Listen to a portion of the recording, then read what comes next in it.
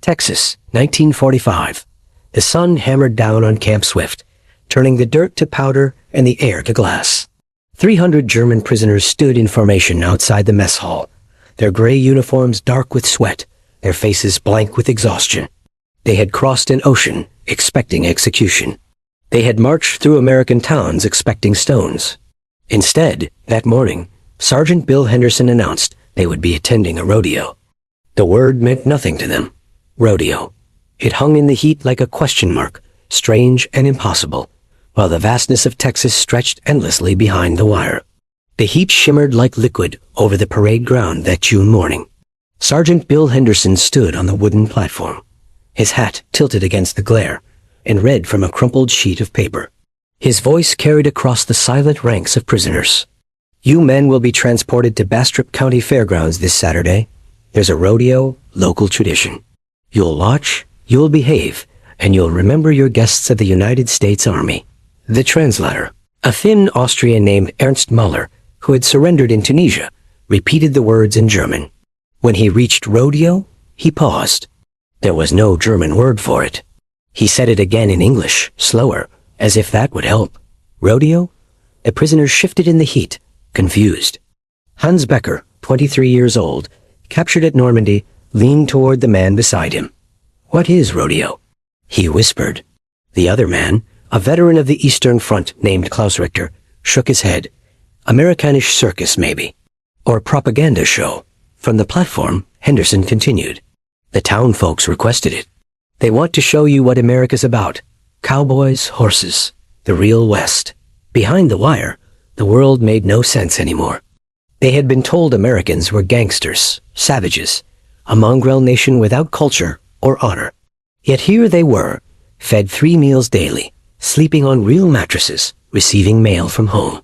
And now this an invitation to entertainment, as if they were tourists instead of enemies. Later that evening, Hans sat on his bunk and wrote to his mother in Hamburg. Liebe Mutter, today they told us we will see something called a rodeo. I do not know what this means. The Americans continue to confuse us with their kindness. The guards joke with us. They share cigarettes. Yesterday, one showed me a photograph of his farm in Kansas. It looked like grandfather's land near Lubeck, endless and flat. I do not understand this war anymore. To understand what happened that Saturday, you must understand what these men believed when they arrived in Texas. The regime's propaganda had painted America as a nation in collapse. They had been shown images of breadlines during the Depression, of gangster violence in Chicago, of racial conflict in the South. America, they were told, was weak, divided, ruled by criminals, and manipulated by shadowy forces. It was a country without tradition, without culture, without the discipline that made a nation strong. More specifically, they had been warned about cowboys. The propaganda films portrayed them as lawless bandits, remnants of a savage frontier where life was cheap and civilization thin. Cowboys were presented as proof of American barbarism, men who lived by the gun, who settled disputes with violence, who represented everything the regime claimed to be fighting against. For prisoners like Hans and Klaus, raised in the structured militarism of wartime Germany, these images had formed their entire understanding of the American West. They expected brutality. They expected chaos. They did not expect what they found. Saturday morning arrived with a sky so blue it hurt to look at. The prisoners were loaded onto canvas-covered trucks, 15 men per vehicle, flanked by armed guards who seemed more interested in their coffee than in watching their charges.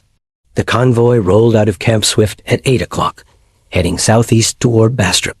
Hans sat near the rear, watching Texas unfold through the gap in the canvas. The landscape was alien vast beyond comprehension, flat except for gentle rises covered in mesquite and scrub oak, the horizon broken only by windmills spinning slowly in the breeze. Cattle moved across distant pastures like shadows. Hawks circled overhead. The sky seemed to go on forever, pressing down with its immensity. It is like Russia, Klaus muttered beside him. But warm. Hans nodded.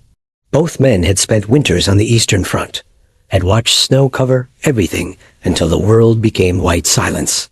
This was the opposite, a land of heat and space and light, so bright it bleached color from everything except the blue overhead. After 30 minutes, they passed through a small town. Hans expected hostility, perhaps crowds throwing stones or spitting as the trucks passed. Instead, people on the sidewalk simply watched. Some waved. An old woman stood outside a pharmacy, hand shielding her eyes, her expression curious rather than hateful. Children pointed at the trucks, excited, as if this were a parade. One guard, a young corporal from Georgia named Davis, noticed Hans watching. He spoke slowly, his accent thick as molasses. "Ain't nobody here wishes you ill, Fritz. War's over for you boys. Might as well enjoy the show." The translator repeated this, and Hans felt something shift inside him, not quite trust, but confusion about its absence. They arrived at the Bastrop County Fairgrounds just before 10. The place was already crowded, hundreds of people milling around wooden corrals, concession stands selling lemonade and popcorn, children running between the legs of adults. The air smelled of hay, manure, dust, and barbecue smoke. The trucks parked in a designated area, and the prisoners were led to a section of bleachers that had been roped off and guarded. As they filed in, Hans noticed the crowd's reaction, not anger, but curiosity. People stared openly. Some whispered. But there was no hostility in their faces, only interest, perhaps even sympathy. An elderly man in a white cowboy hat tipped it toward them as they passed. A woman in a floral dress smiled. Hans felt his understanding of the world crack a little further. The bleachers were rough wood, splintered and sun-bleached, but they offered shade from an awning stretched overhead.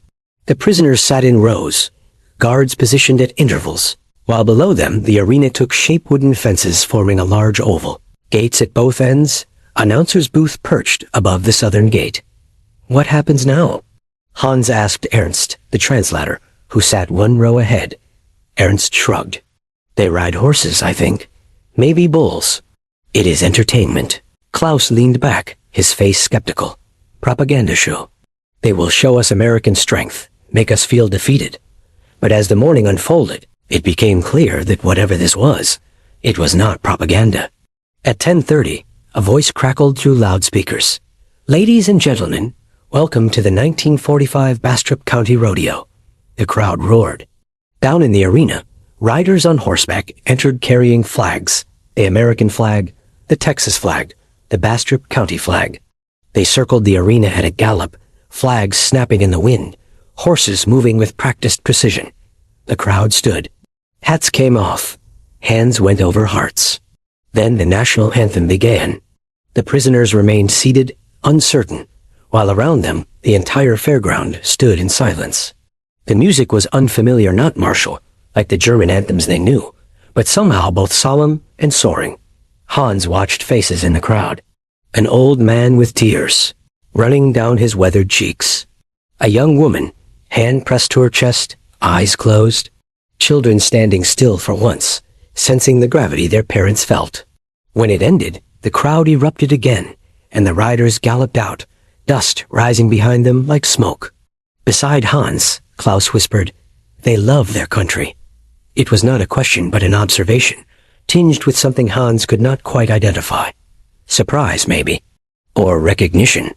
The first event was saddle bronc riding, though the prisoners had no context for what they were about to see. A cowboy young, maybe 20, wearing a blue shirt and leather chaps, climbed onto a horse in a narrow chute. The horse was already moving, already angry, its eyes rolling white. The cowboy settled into the saddle, one hand gripping a thick rope, the other held high. He nodded. The gate opened. The horse exploded into the arena, 1,000 pounds of muscle and fury, twisting and bucking with a violence that seemed impossible. The cowboy moved with it, somehow staying mounted, his body rocking and swaying, his free arm windmilling for balance. The crowd screamed. Hans gripped the bench beneath him. He had ridden horses in Poland and France, had trained on cavalry maneuvers, but he had never seen anything like this. This was not riding. This was controlled chaos, a dance between man and beast, where both seemed equally matched in determination. The buzzer sounded 8 seconds and the cowboy leaped off, landing on his feet, while pickup riders swooped in to corral the bucking horse. The cowboy walked to the fence, removed his hat, and waved it at the crowd. They went wild. The announcer's voice boomed. "Ladies and gentlemen, that's Bill Tucker from right here in Bastrop. Give him a hand." More riders followed. Some stayed on. Some were thrown within seconds, landing in the dirt while the crowd gasped and then cheered their effort anyway. One young man couldn't have been older than 18, was thrown so hard he didn't get up immediately. The crowd went silent. Medics ran out. The prisoners watched, tense, as the young cowboy was helped to his feet, wobbly but grinning, and limped out of the arena to thunderous applause. "They celebrate failure," Klaus said quietly. "Did you see?" He failed, and they cheered. Hans nodded. In the regime's military culture, failure meant punishment, disgrace, sometimes death. Here, this young man had attempted something dangerous, had fallen, and was celebrated for his courage in trying. If bronc riding confused them, bull riding shocked them into silence. The first bull was a massive Brahma, gray and humpbacked, with horns that curved up like scythes. It weighed easily 2,000 pounds. The cowboy climbing onto its back looked impossibly small, almost childlike in comparison. The gate opened. The bull spun and bucked with such explosive power that Hans flinched. The cowboy lasted maybe 3 seconds before being thrown, hitting the ground hard, and then the bull turned on him. Rodeo clowns men in bright makeup and baggy clothes immediately ran in, waving and shouting, drawing the bull's attention while the thrown rider scrambled for the fence. The clowns danced around the bull, letting it charge, dodging at the last second, moving with a grace and timing that was clearly the result of years of practice. The crowd laughed and cheered. The bull, frustrated, eventually lost interest and was herded out through a side gate. "Those men are not clowns," Ernst said, translating his own observation for the prisoners around him. "They are saving the rider's life." It was true. What looked like comedy was actually carefully orchestrated protection. Skilled men putting themselves in danger to protect someone who had already been injured. Hans watched rider after rider attempt the bulls. Most failed. Some succeeded, lasting a full 8 seconds while the crowd roared. But whether they succeeded or failed, the result was the same. The crowd celebrated them. The effort mattered more than the outcome.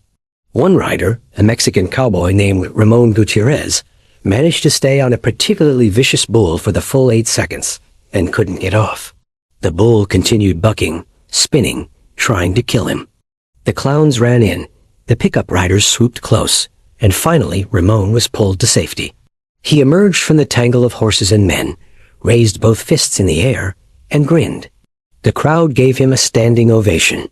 The announcer declared him the winner, and Ramon walked to the center of the arena, where a young woman in a white dress placed a ribbon around his neck and kissed his cheek. He blushed, the crowd laughed affectionately, and life continued. "They honor bravery," Klaus said. Not victory, bravery. It was the first time Hans had heard something like respect in Klaus's voice when speaking about Americans. The afternoon brought calf roping and team roping events that showcased precision rather than raw courage. Cowboys on horseback chased calves, lassos spinning overhead, and caught them with throws that seemed impossible.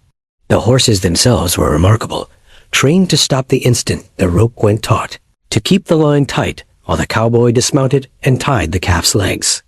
It was coordination between human and animal that spoke to years of partnership. During one round, a young cowboy missed his throw 3 times. The crowd groaned sympathetically, but didn't boo or jeer. When he finally caught the calf on his 4th attempt, they cheered as if he had won. Hans found himself leaning forward, caught up in the competition. Around him, other prisoners were similarly engaged. Even Klaus, cynical and hardened by 3 years of war, was watching intently. Between events, local vendors walked through the stands, selling cold drinks and snacks. A woman in her 60s, carrying a basket of sandwiches, approached the prisoner section. The guards tensed, but she smiled at them and spoke to Ernst. "You boys hungry? Got plenty of roast beef sandwiches." "No charge," Ernst translated. The prisoners looked at each other, uncertain. Finally, Hans nodded. The woman handed out sandwiches, refusing payment, patting one young prisoner on the shoulder before moving on. The sandwich was thick, the beef tender, and seasoned with something Hans couldn't identify. He ate slowly, savoring each bite, and realized he was no longer thinking about the war or what might happen when it finally ended. He was simply here, in this moment, watching horses and eating good food under a Texas sky. Late afternoon brought barrel racing, and with it, a shift in the arena's energy. Women riders now entered on horses that seemed to dance more than run. The course was simple 3 barrels arranged in a cloverleaf pattern, but the execution was breathtaking. Horse and rider moved as one unit, leaning into turns so sharp that they seemed to defy gravity, dirt flying, the crowd screaming encouragement. The first rider was a woman in her 40s named Ruth McAllister, her blonde hair in a braid, wearing a red shirt that blazed against the dust. Her horse, a paint named Thunder, navigated the course in 16 seconds flat. The crowd went wild. More riders followed. Some were teenagers, barely old enough to drive. Others were older, grandmothers even, moving with the confidence that came from decades in the saddle. Each received equal applause. Women compete? Klaus said, his voice betraying surprise. Equally. It was true. In the regime's worldview, women belonged in carefully defined roles: mothers, homemakers, supporters of the state. Physical competition, especially something as dangerous as this, was considered unfeminine, even degenerate. Yet here were women racing at speeds that could kill them if they fell, competing against men in some events and being celebrated for it. The crowd didn't cheer them any less than the male riders. If anything, some performances drew even louder applause. One young woman, maybe 18, took a turn too fast and her horse slipped. They went down in a cloud of dust. Hans felt his stomach drop. The crowd gasped.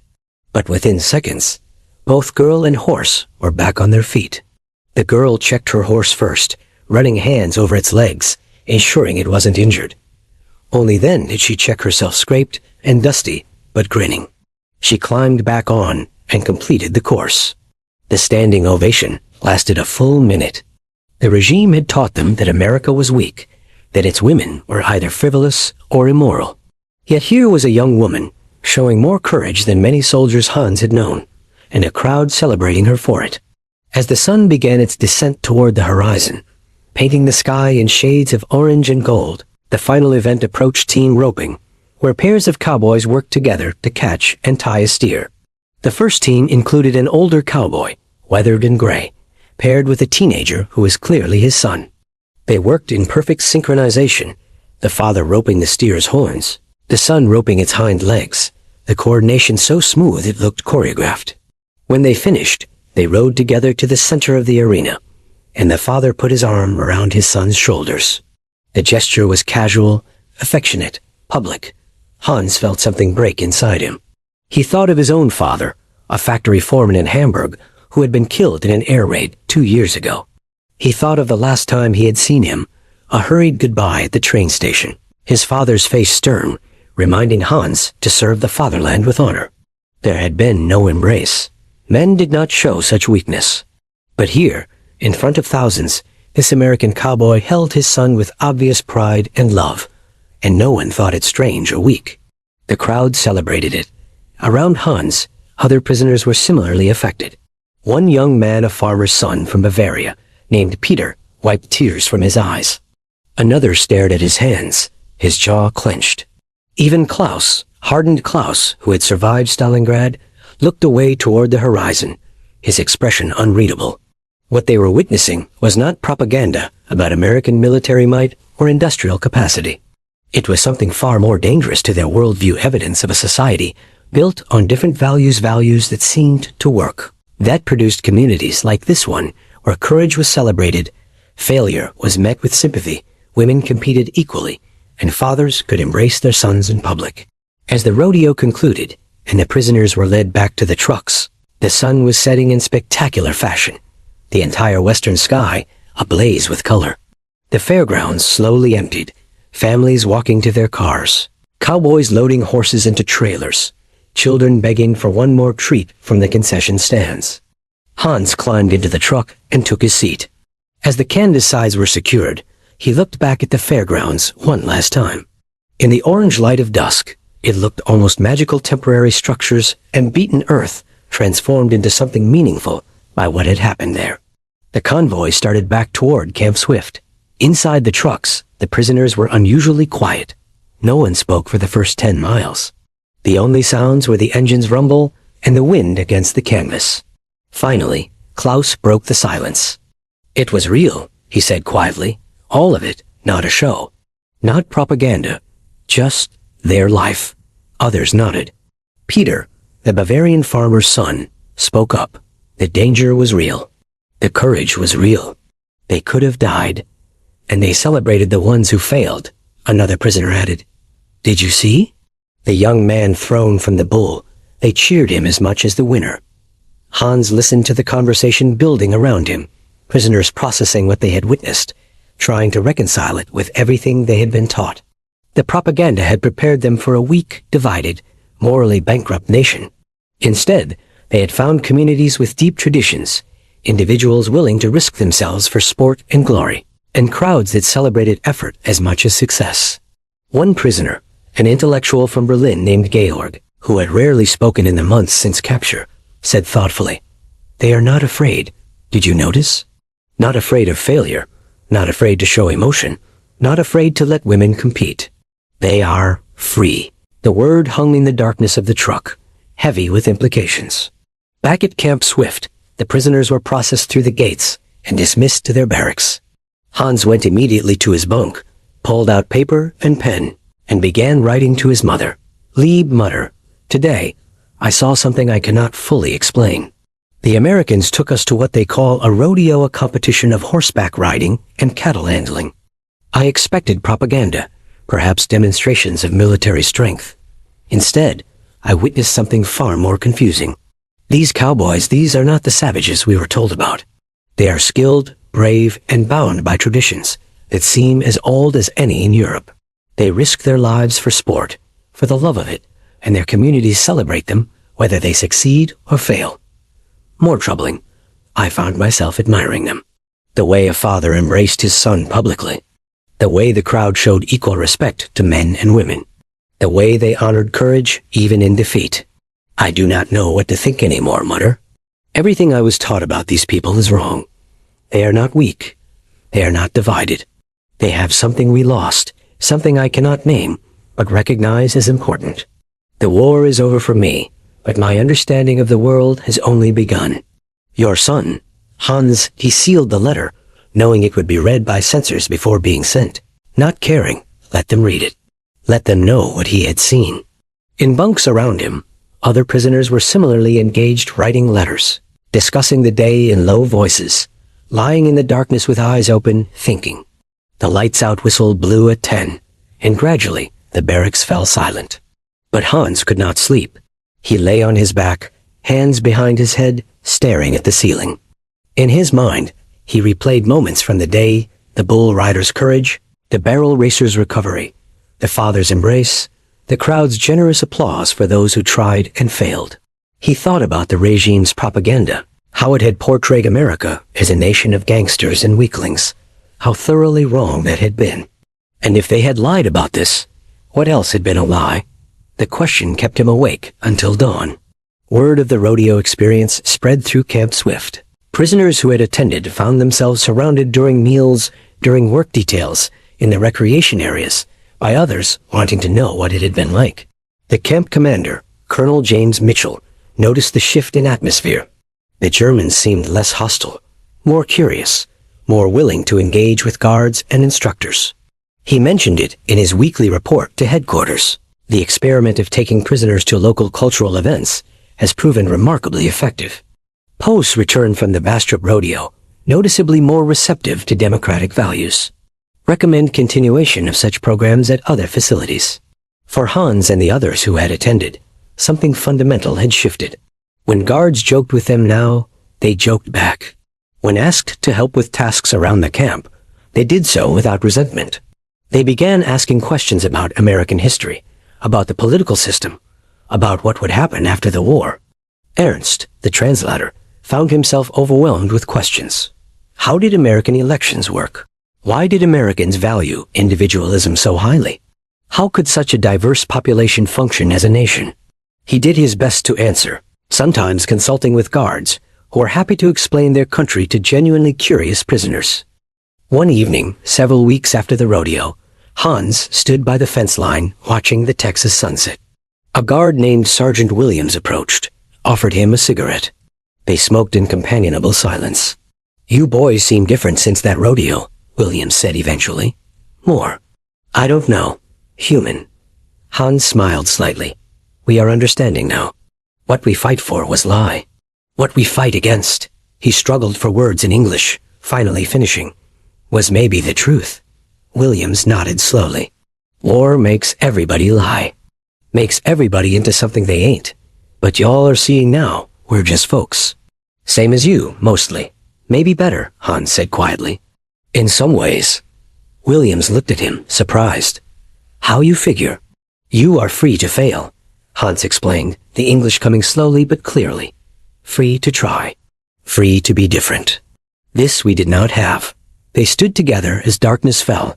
Two men who months earlier would have been trying to kill each other, now simply existing in shared understanding. The rodeo trips were part of a larger re-education program implemented at many prisoner camps across the United States. Military authorities had recognized that defeating the regime militarily would not be enough. Ideas had to be defeated as well. Rather than forcing prisoners to attend anti-authoritarian lectures or watch propaganda films, the program emphasized exposure to actual American life. Prisoners were taken to baseball games, county fairs, community barbecues, church services, and yes, rodeos. The goal was to let them see with their own eyes that the propaganda had been false. It proved remarkably effective. Post-war studies found that German prisoners held in the United States were significantly more likely to embrace democratic values than those held elsewhere. Many credited their time in American camps, and specifically their exposure to American culture, as transformative. Hans Becker, whose letters to his mother documented his experience at the Bastrop Rodeo, returned to Germany in 1946. He settled in Hamburg, became a teacher, and spent decades promoting German-American friendship. In interviews late in his life, he consistently cited that day at the rodeo as the moment when his worldview began to change. I went expecting propaganda, he said in a 1989 interview.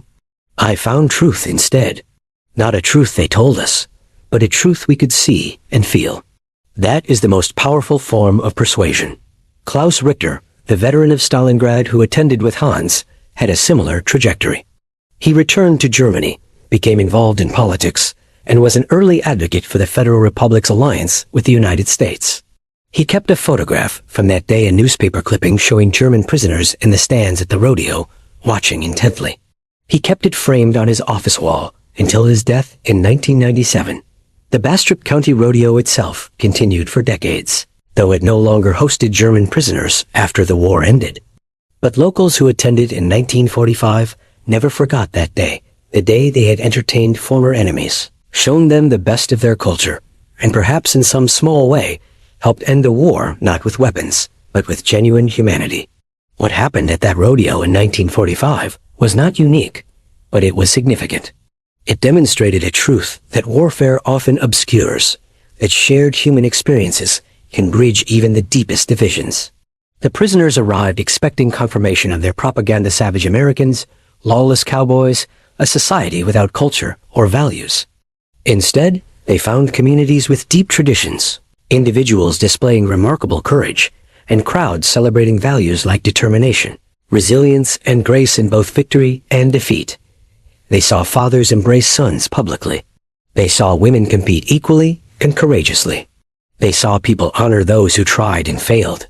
They saw freedom in action, not as an abstract political concept, but as lived reality.